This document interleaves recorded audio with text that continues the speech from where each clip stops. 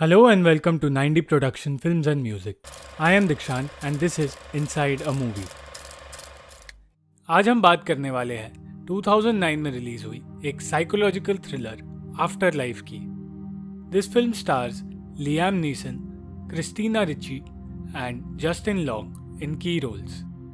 अगर आपको ये वीडियो पसंद आए तो लाइक, कमेंट और शेयर ज़रूर करना और इस चैनल को सब्सक्राइब करना मत भूलना.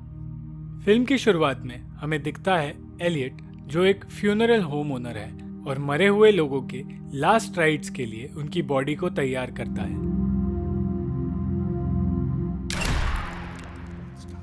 जिस तरह एलियट उन डेड बॉडीज से बातें करता है और उन्हें एक दोस्त की तरह प्यार से रेडी करता है, उससे हमें ये समझ आता है कि एलियट कई सालों से ये कर रहा है. एना, जो एक मिडिल स्कूल टीचर है, अपने बॉयफ्रेंड पॉल के साथ रहती है. इन तीनों की लाइफ एक दूसरे से कैसे जुड़ती है जब एना जिंदगी और मौत के बीच एक इंसिडेंट की वजह से फंस जाती है, ये इस फिल्म की कहानी है. If you like watching original short films, check out the links given in description and subscribe to our channel. You can find award-winning original short films on our channel.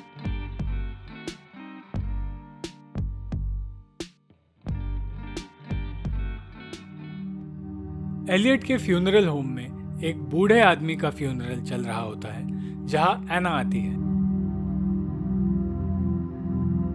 ये आदमी एना के पियानो टीचर थे जिससे एना emotionally connected थी. Elliott notice करता है कि उसकी मौत से एना काफी दुखी है.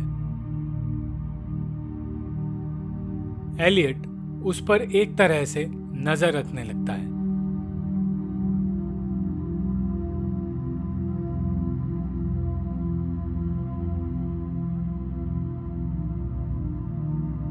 एना एक इमोशनली इनसिक्योर इंसान है और इसी वजह से उसके और पॉल के रिलेशनशिप में काफी प्रॉब्लम्स है. और इसी इनसिक्योरिटी की वजह से दोनों में एक रात झगड़ा होता है और एना गुस्से में उसे छोड़कर निकल जाती है.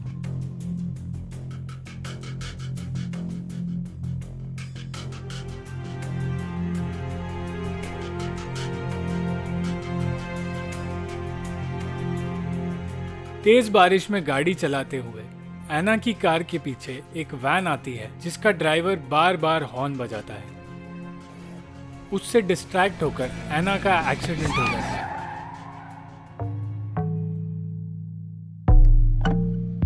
इसके बाद हमें पता चलता है कि एना एलियट के फ्यूनरल होम में है और वो उसे फ्यूनरल के लिए तैयार कर रहा है.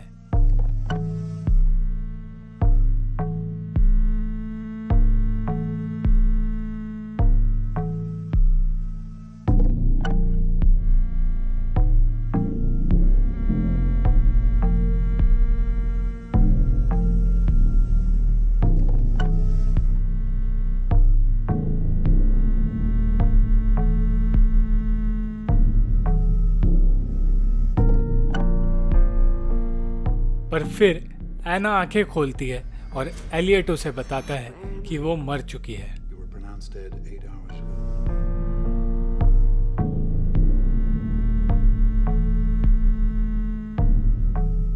ये सुनकर एना चीखने लगती है पर वो अपनी बॉडी हिला नहीं पाती.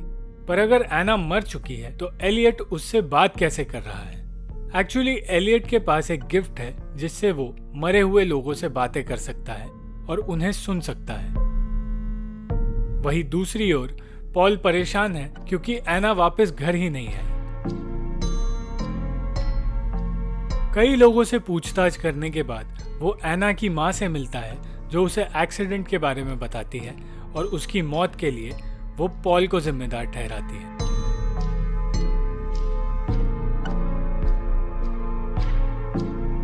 एना के हेड इंजरी को स्टिच करते हुए एलियट को किसी के आने की आवाज आती है. ये एना की मां है. एलियट एना को एक इंजेक्शन देता है और कहता है कि इससे उसके मसल्स रिलैक्स हो जाएंगे. इसके बाद एलियट एना की मां से मिलता है जो एना की बॉडी देखना चाहती है और एलियट उसे एना की बॉडी के पास ले जाता है.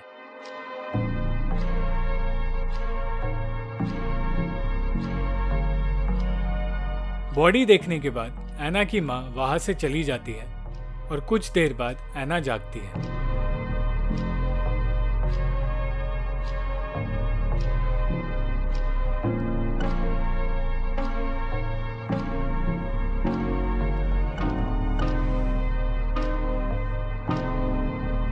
पर जब वो अपनी पल्स चेक करती है तो पल्स फील नहीं कर पाती।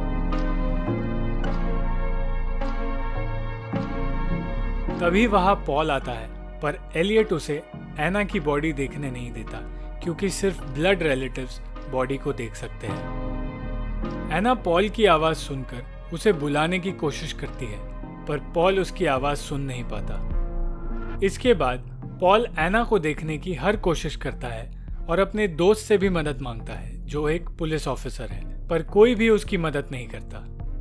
पॉल, जो खुद को एना की मौत का जिम्मेदार मानता है, इस सब से टूट जाता है और हार मान लेता है। वहीं दूसरी ओर एना को रात को कुछ अजीब चीजें दिखने लगती है। वो बूढ़ी औरत जिसकी डेड बॉडी एना ने देखी थी, वो एना को अपने पास खड़ी हुई दिखती है और फिर एक डार्क रूम में एना को कोई खींचता है और उस डार्क रूम में एना को अपने बचपन का रूप दिखता है, जो उसे कहती है कि अब वो मर चुकी है। पर फिर एना को रियलाइज होता है कि ये सब उसका भ्रम था।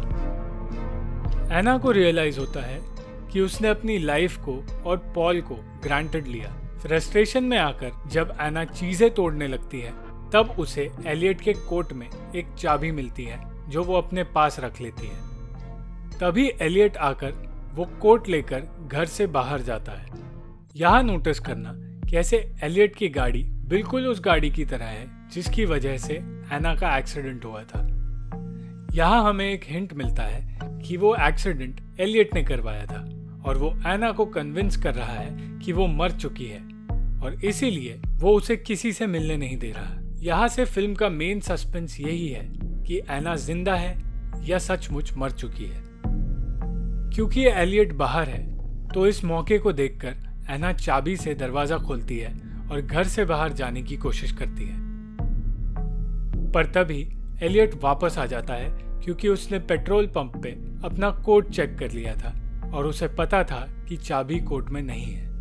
एलियट से बचते बचाते एना एक रूम में पहुंचती है जहां उसे एक फोन मिलता है। वो पॉल को फोन करती है, पर डिस्टर्बेंस होने की वजह से पॉल को लगता है कि कोई उसके साथ एना का नाम लेकर मजाक कर रहा है और फिर एलियट एना को पकड़ लेता है और गुस्से में उससे कहता है कि अगर उसे भरोसा नहीं है कि वो मर गई है तो मिरर में अपने आप को देख ले। और तब मिरर में अपने आप को देखकर एना कन्विंस हो जाती है कि वो मर चुकी है। पर जब मिरर पर एना की सांस का रिफ्लेक्शन आता है तो एलियट उसे एना के देखने से पहले ही साफ कर देता है। यहां हमारा डाउट क्लियर हो जाता है, एना सचमुच जिंदा ही है। अगले दिन पॉल को जैक, जो कि एना का एक स्टूडेंट है, ये कहता है कि उसने एना को एलियट के घर में देखा था, पर पॉल ये बात नहीं मानता। एना के पास एक नई बॉडी आती है जो एक पुलिस ऑफिसर के भाई की है। वो पुलिस ऑफिसर एना की बॉडी को हिलते हुए देखता है, पर जब वो एना की हार्ट बीट चेक करता है तो सोचता है कि ये उसका भ्रम था। वही पॉल एक और बार कोशिश करता है पुलिस की मदद लेने की, ये कह के कि सिर्फ पल्स चेक करके एना को मरा हुआ बताया था और ऐसा एक ड्रग है जो कुछ देर के लिए इंसान का पल्स रोक देता है। एक बार के लिए उसका दोस्त कन्विंस हो जाता है, पर फिर वो पुलिस ऑफिसर कहता है कि उसने चेक किया था एना की हार्ट बीट नहीं चल रही थी। इस सब के बाद पॉल पूरी तरह से टूट जाता है। जैक, जो मौत के कॉन्सेप्ट में काफी इंटरेस्ट लेता है, वो एलियट से प्रभावित हो जाता है। वो उसके पास मौत के बारे में चीजें सीखने जाता है। तब एलियट उससे एक बात कहता है जो उसके दिमाग में रह जाती है। वो कहता है, मैं मरे हुए लोगों को फ्यूनरल के लिए तैयार करता हूँ, वो लोग जो अंदर से मर चुके हैं। मेरे पास और कोई रास्ता नहीं है। ये लोग हमारे आसपास गंदगी फैलाते हैं और उस ऑक्सीजन को वेस्ट करते हैं जो उन लोगों के लिए है जो सच में जीना चाहते हैं। अब एना, जो रिग्रेट और गिल्ट में है और ये सोच रही है कि वो अगर जिंदा होती तो अपनी लाइफ बेहतर तरीके से जीती, वो एलियट को कहती है कि वो भी खुशी से जीना चाहती थी। एलियट कहता है उसकी लाइफ में उससे प्यार करने वाले लोग थे, मगर वो फिर भी खुश नहीं थी। तो वो कहती है कि उसे अपनी गलती का एहसास है। फिर एलियट उसे कहता है कि अगर उसे दूसरा मौका मिले जीने का तो वो क्या करेगी, और वो उसे रूम के बाहर ले जाता है। जिसके बाद एक हेल्यूसिनेशन से डर के वो फिर से उस रूम में आ जाती है और कहती है कि अच्छा हुआ वो मर गई। अब एना ने अपनी मौत को एक्सेप्ट कर लिया है और फ्यूनरल के लिए तैयार है, पर तभी वो मिरर के रिफ्लेक्शन में अपनी सांसों को देखती है और उसे रियलाइज होता है कि वो जिंदा है। इससे पहले कि वो कुछ कर पाती, एलियट उसे बेहोश कर देता है और उसका फ्यूनरल खत्म हो जाता है।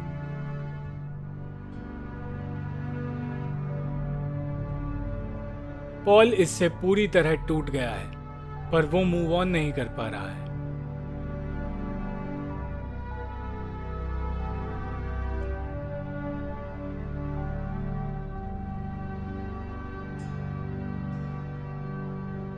एलियट फ्यूनरल के बाद उससे कहता है मूव ऑन होने के लिए, पर वो नहीं सुनता। तभी एलियट कहता है कि एना जिंदा है और पॉल को उसके पास जाने के लिए कहता है।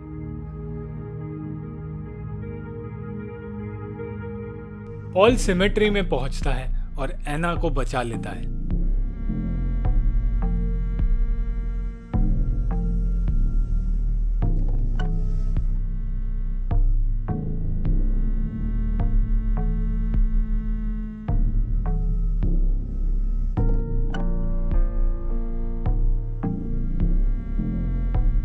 पर कहानी यहां खत्म नहीं होती।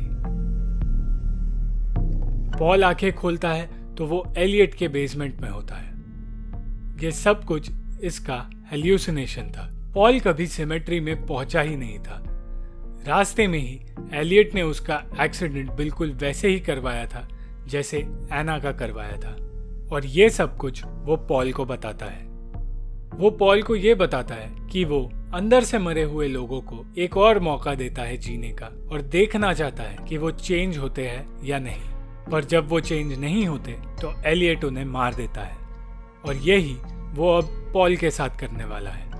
एलियट पॉल को अपने पूरे प्रोसेस के बारे में बताता है, कैसे उसने ड्रग्स देकर इन दोनों को मरा हुआ दिखाया और कैसे हेल्यूसिनेशन क्रिएट किया।